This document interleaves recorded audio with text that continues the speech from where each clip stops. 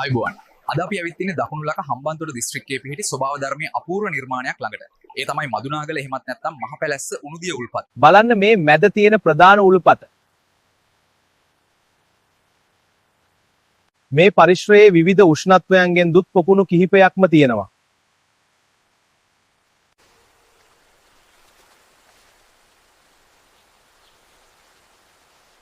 මෙතන ජලය ගොඩක් උණුසුම්. ඒ ජලය අනෙක් පොකුණු වලට බෙදා හැරෙන්නේ අපිට ස්නානය කරන්න පුළුවන් නියමිත උෂ්ණත්වයට පත් කරමින්.